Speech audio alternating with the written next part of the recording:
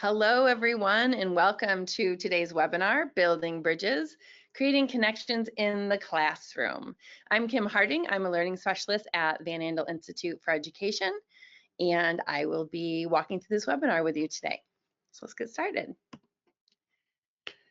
So you have me with you today and also Robin. So Robin's going to be helping us out behind the scenes. We're going to do a poll or two during our webinar today, so she will help us with that. Would you like to say hi, Robin?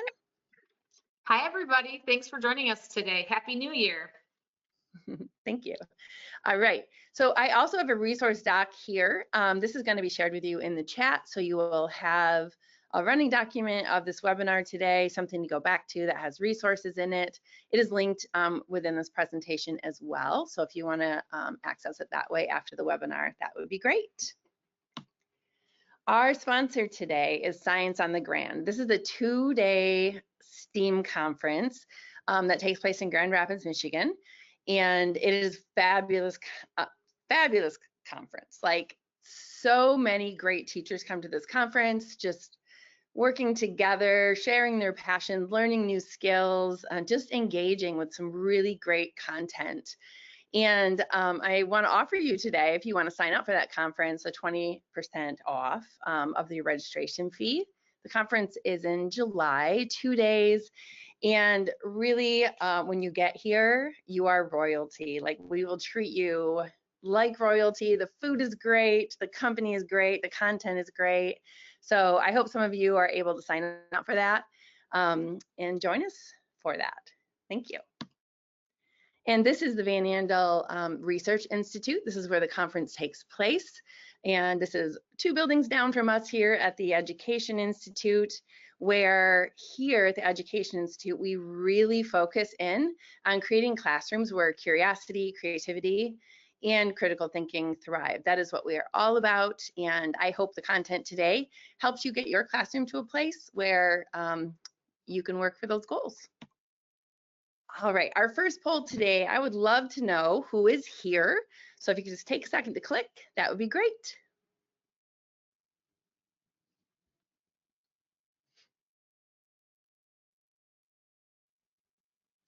All right, Kim, I'm going to give it about 5 more seconds as they keep rolling in here. Great, thanks, Robin.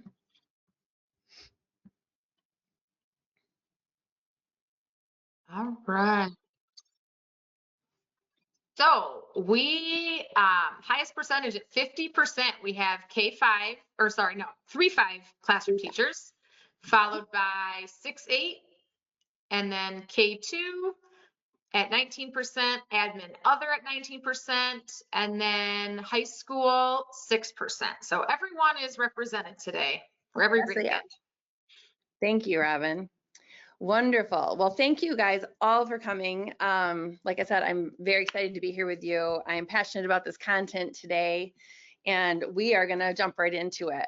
We're going to start off today talking about what restorative practices are.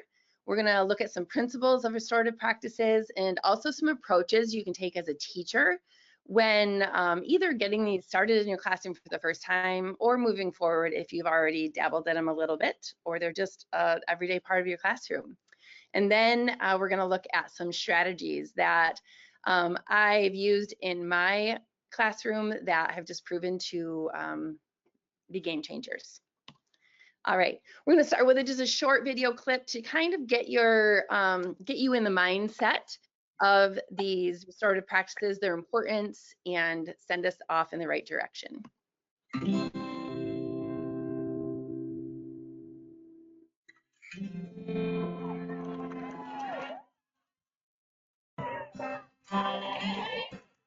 Nobody does well without a sense of safety and security in relationship. Nobody. And that is how we're wired. If we don't have that, we're not going to learn. The importance of human relationships, that is the basis of everything that we do. And the focus of restorative practices, I believe, is based on relationships and how we cultivate those relationships. We want our students to be able to connect with their teachers. You know, they're going to spend 180 days with their teacher, and that line of communication has to be strong between student and teacher for any kind of learning or teaching to take place. the research is very clear that children learn well when they feel secure, and they don't learn well. In fact, they really don't learn at all if they're insecure. You know, until they know each other, like each other, trust each other, and me, it's just really hard to get them to focus the way that they need to. Teaching and education is a human endeavor, and the power of relationships and trust, I think, is the most important. Anytime we try to do school where we forget that or we move away from that, I think we're at risk. So to me, restorative practices has given us the opportunity and kind of released us in administration and conflicts in classrooms to do what we wanted to do from the beginning and really love kids, get to know them, and help them grow as humans and academically as well. So Wonderful. I feel like that video really speaks to every level of educator. Just we all have that same desire to get kids to that next level through creating that positive classroom culture. So I want to share a definition of restorative practices with you. This is a very boiled down definition for sure that focuses on elementary and middle, really. So restorative practices are a set of strategies that focus on repairing harm and building relationships. And when you put those two things together, it really is magical what it can do for your classroom environment and building that community within your classroom, which is so important for everything else to fall in line.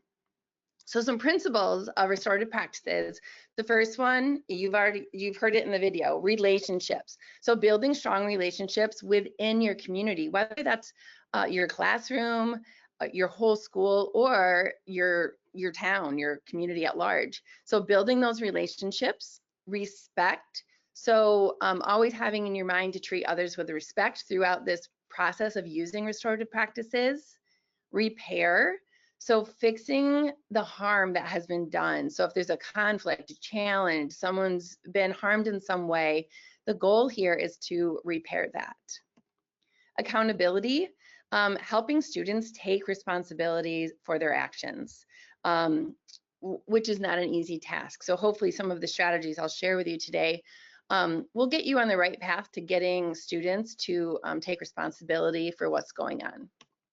And then reintegration, getting those students who have been harmed or who have harmed someone in some way back into the classroom in a way where everyone just meshes back together and your day carries on as normal.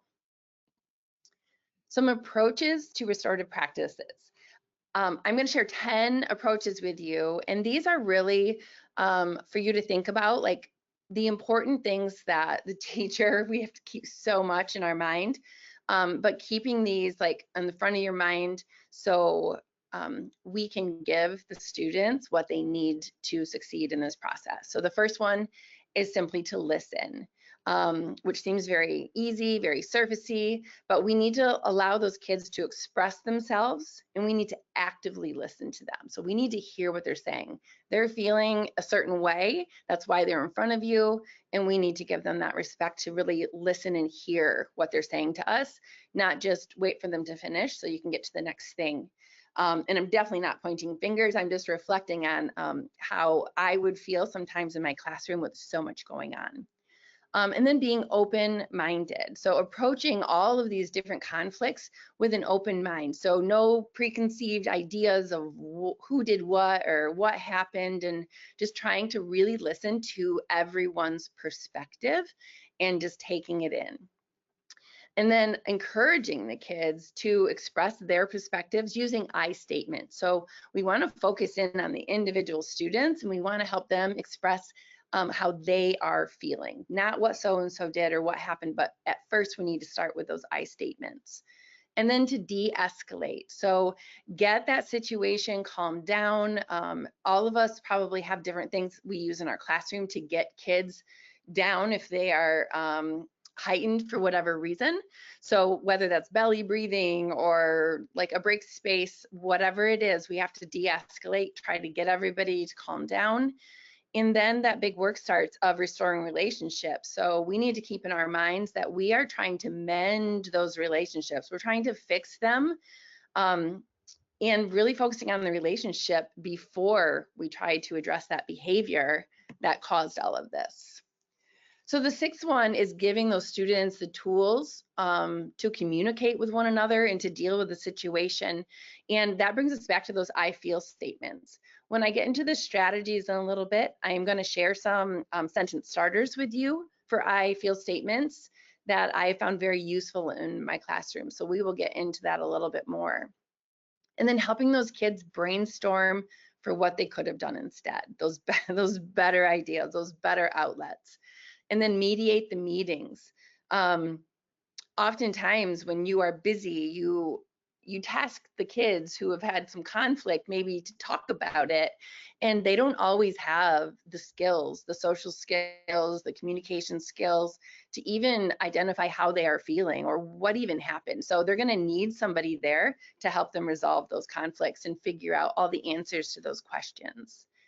And then another thing that works really well is to establish agreements. You can call this whatever you want to call it. You can call it a peace plan. You can call it moving forward, but just an agreed upon direction that you're going to take once you've gone through the process. And then number 10, last but certainly not least, is this process needs to be voluntary. If we are forcing kids into a situation that they can't process, they are not ready to be there yet, they're never going to take ownership of the progress you make throughout that process. They could be sitting in a circle with the whole class, but if they're excluding themselves because they're not ready, they're not going to have ownership in that process. So a big thing to point out, like just the foundation really, restorative practices focuses on repairing relationships and not punishing negative behaviors. We're really relationship focused here. That's what's going to build our community. That's what's going to heal our community back up in the classroom if we can repair relationships. And then I have to touch on the cycle that we see in our classrooms. Those repeated ruptures of relationships that we see every day, maybe just multiple times, maybe it's the same kid, maybe it's the same group of people, but that rupture of a relationship, when we have the tools, the restorative practice tools, to take that ruptured relationship and go through the process with our students and get all the way to the repair. So you've ruptured a relationship, now you've repaired the relationship. Something else is going to happen. It's a cycle, and it's going to get ruptured again, maybe in a different way, different people involved. But that rupture and repair cycle is very healthy. And what that's going to do, if you can get that cycle to happen consistently to repair that rupture in that relationship, you over time are going to develop more secure children. They're going to be more secure emotionally, and they're going to feel more secure physically as well. So if you are finding yourself going through this cycle over and over again, try to remember that you are really giving those students, those kids, skills that are going to just benefit them through their whole life. All right, we're going to jump into another short segment of this video, and then we will continue. Children are remarkably sensitive. And when they've been harmed or have harmed somebody else, they need to learn that mistakes have consequences in relationship versus mistakes have consequences that take me out of relationship. When we suspend students, it doesn't necessarily mean that they're being held accountable. For some students, that means a free day out in our community. And so to actually have a response that requires students to stay accountable to the behavior and make up for their wrongdoing is, I think, a step in a positive direction. It's not just a matter of serving your amount of time and now you're ready to go and everything's fixed. That doesn't repair any of the harm. That doesn't connect them back to the community. What really works is having them sit down and think about how they affected people and how do they fix the problem. It's a pretty powerful process. So the first thing that everyone has to agree to come in voluntarily. That's the first part.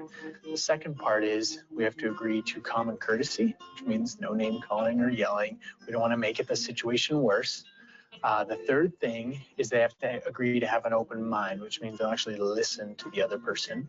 And the fourth thing is that we don't have to agree on all the facts of the situation. We're going to talk about each person's perspective on the conflict they've had, But we do agree that there's a problem and we need to solve it.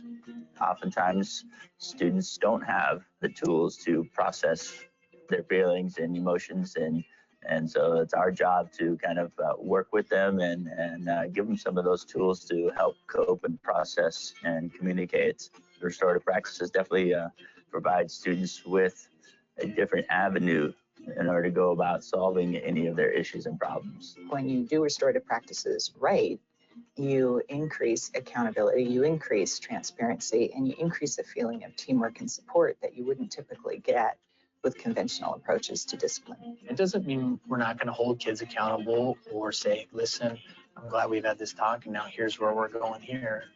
But it does, they know that we've heard them and that we care about them regardless of what happened. And that actually is a way more powerful way to discipline, to restore, to change behavior. All right. So with that, we are going to start jumping into our strategies, which is kind of the bulk of the time I want to spend with you today. These are all things that you can start using in your classroom tomorrow for the most part. So I'm hoping that you will latch on to at least a couple of these that you find useful, that you want to try out. So I'm going to start with my standard favorite. When I was teaching in the gen ed classroom, I started my year with this every year. I know it's mid-year, so you can't do it at the beginning of the year, but you can implement this at any time. And the value I find in this is just understanding the difference between what rude means, what mean means, and what bullying means. So often in a classroom, everything is bullying right away, right? Someone your pencil fell on the floor, someone walked past and they stepped on it, it broke in half. Someone might identify that as bullying.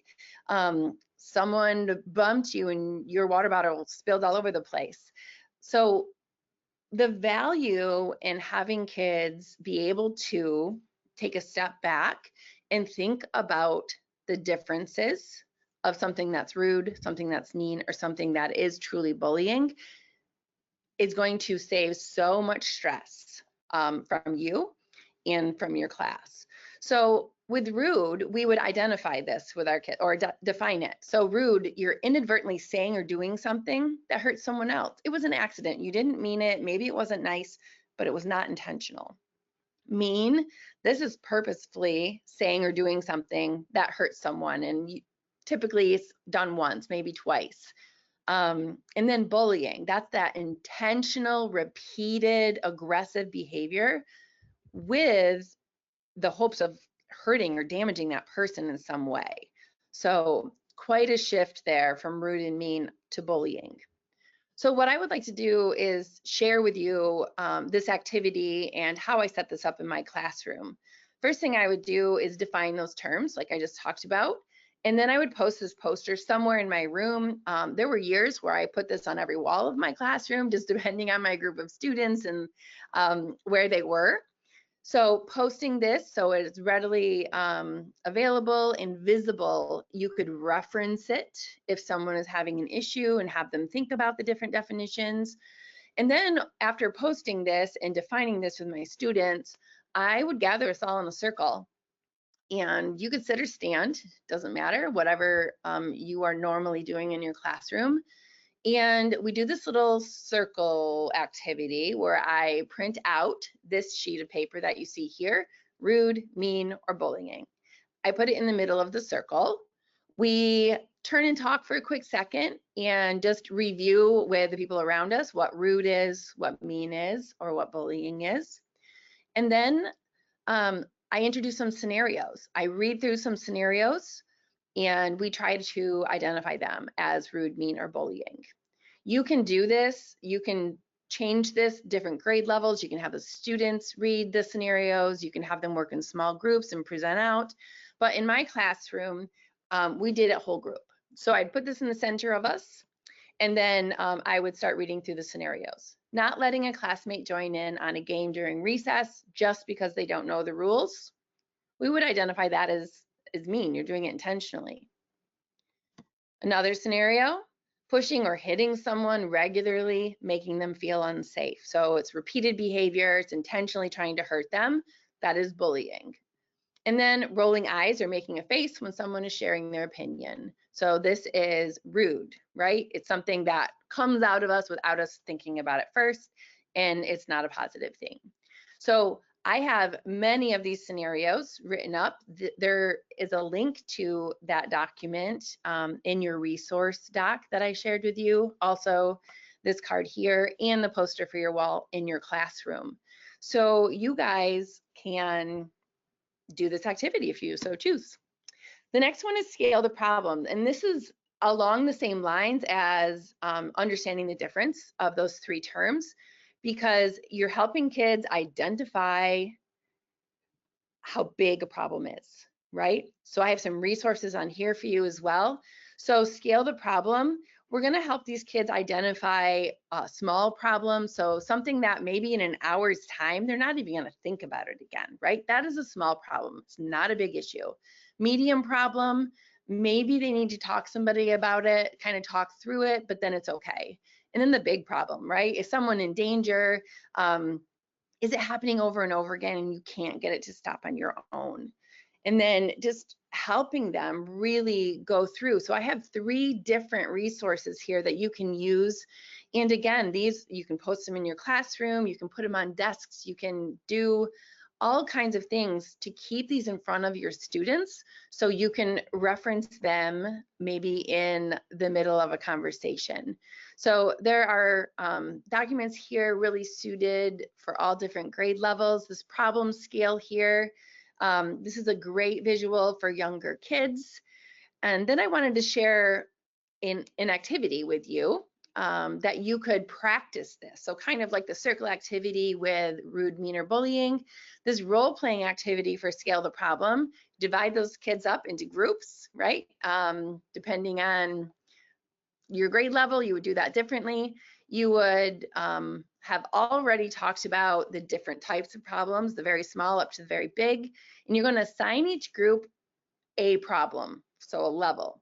And they're going to have to come up with a scenario at that level of a problem and put that together. They're going to role play that out for the class, and then they're going to talk to the class about what the problem size was and how you should react to that problem. So just some modeling, role playing to get really familiar with that.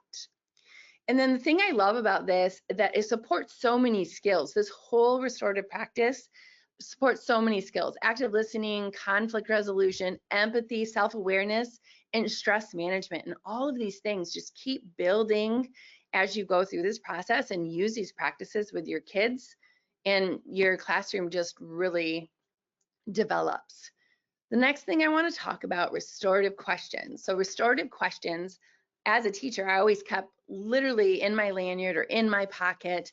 And if kids approached me with a conflict, I would get these out and read them. And the expectation is that one student answers all 5 questions, and then you go to the other student, they answer all 5 of the questions, and then you have dialogue amongst yourself. But everyone gets to speak first.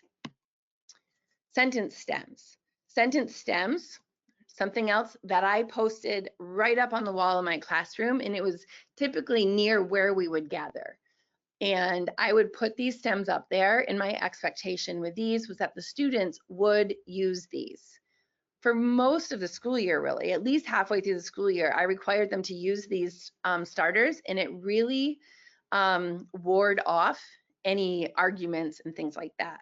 So an example of how I would expect a student to use these, they could choose which ones they wanted to use, but I feel sad when I don't have anyone to play with, right? Or maybe I feel sad when I don't have anyone to work with. I feel stressed because it's so loud in the classroom. So they're being very specific on how they feel and that situation. I feel frustrated when people touch my stuff, and I would like them to ask first. So again, very specific. I want to be able to take a break when I feel upset. So all of these things are very specific, They're all about the student. They're I statements. And these really can steer your whole conversation in one way or the other. So hopefully it's going toward the good and keeps everybody on track with where you're trying to go. All right. Restorative circles. There are 4 circles that I've used in my classroom. I've used standing circles, which is just a quick check-in, making sure everyone's aware of something that might be brewing up in the classroom. So maybe this is when they're getting ready to go out for recess and you just need to remind them of some things that happened at the last recess. Maybe they're coming in from recess and you've had a report from a recess aide or someone in the lunchroom that something happened. You're just doing a quick check-in. Community circles. This is a whole class sitting in a circle, standing in a circle if you don't have the ability to sit in a circle, and you use a talking piece. If you've never used a talking piece before, this is something physical. It doesn't matter. It can be an ink pen, it could be a stuffed animal. In that video clip we saw, it was a basket, and the only person that speaks is the person with that talking piece. And this is to build community or restore community. So you've had something happen and you're trying to rebuild that community. Coaching circles, this is small group, always an adult and the kids involved. So you are just really coaching them, try to identify their feelings, try to identify the problem and maybe what direction they want to go.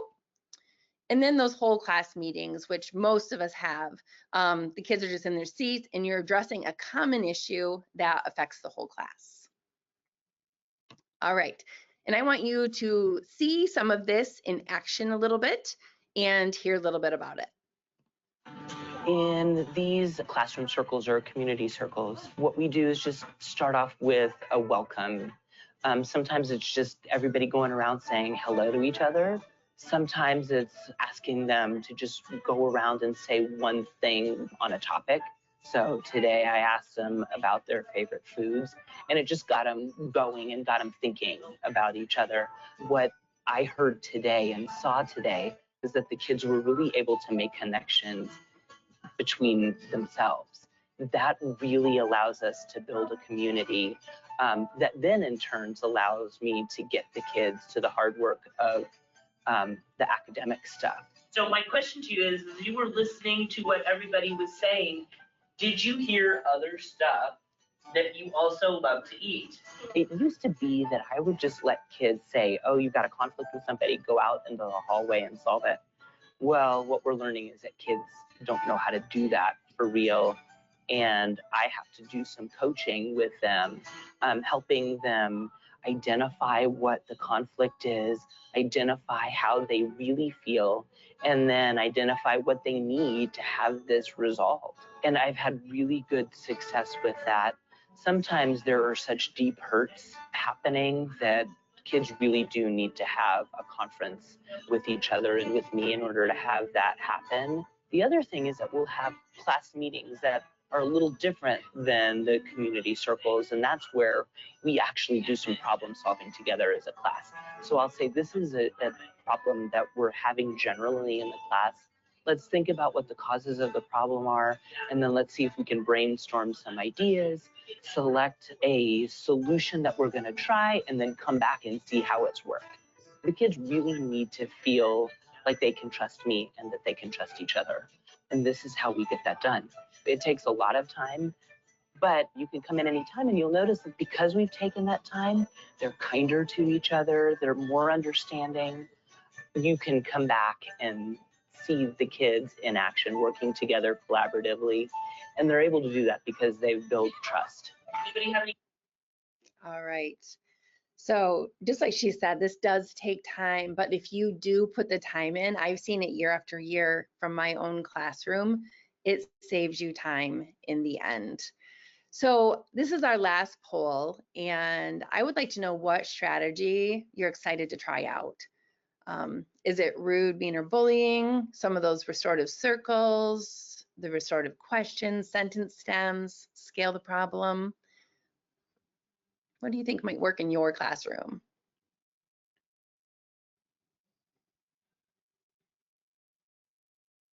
Give it 5 more seconds. so you can finish the presentation. Great. All right. All right, it looks like they're all going to be tried. Okay. The top one being, is it rude, mean, or bullying? At Wonderful. 37%, followed by scale the problem at 26%, restorative questions and sentence stems at 16%, and restorative circles at 5%. Wonderful. Great. I hope those serve you well. I know they have served me well, so I forward that to you. And that brings us to the end. I want to thank you. I want to remind you, Science on the Grand is coming up. There's the 20% off code there. Again, my name is Kim Harding. My email is here. If you have any questions about this, want more information, I am super willing and excited to talk to you about this topic. And don't forget to check out that resource doc for all of the resources and all of the things I talked about in this webinar today. Thank you very much.